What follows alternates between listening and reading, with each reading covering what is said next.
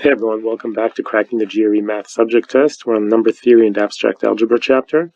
This is question number 18, and we're asked which of the following rings does not have the same number of units as the four others.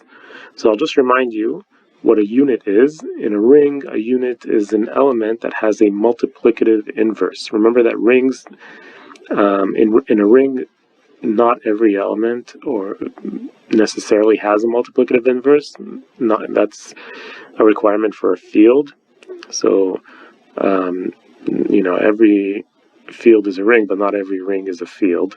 So, for example, in Z, the integers, our units are 1 and -1 because they're the only elements of Z that have multiplicative inverses. 1 is its own multiplicative inverse, and -1 is also its own multiplicative inverse. When you multiply each of them by itself, you get 1.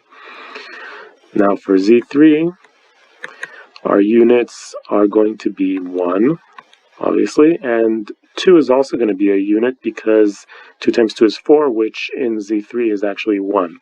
So 2 is also its own inverse.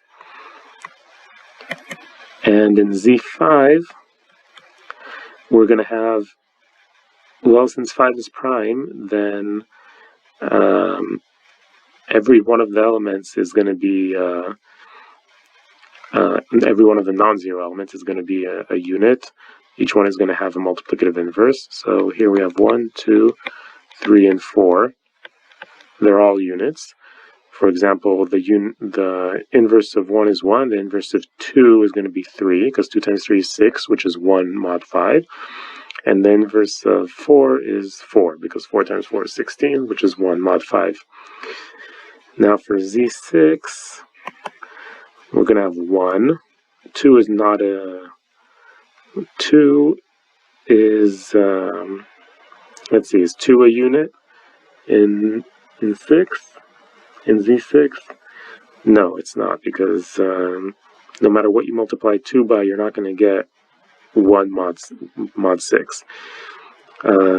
3, same thing. 4 also. Actually, the only numbers that are going to be units in Z6 are the ones that are relatively prime to 6. So that's 1 and 5.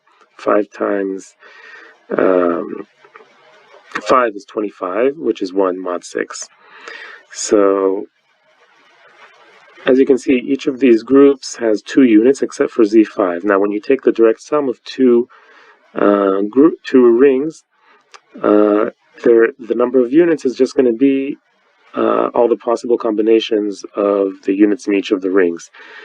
For example, if you take, like Z and Z, then the possible units are going to be 1, 1, 1, -1, -1, 1, and -1, -1.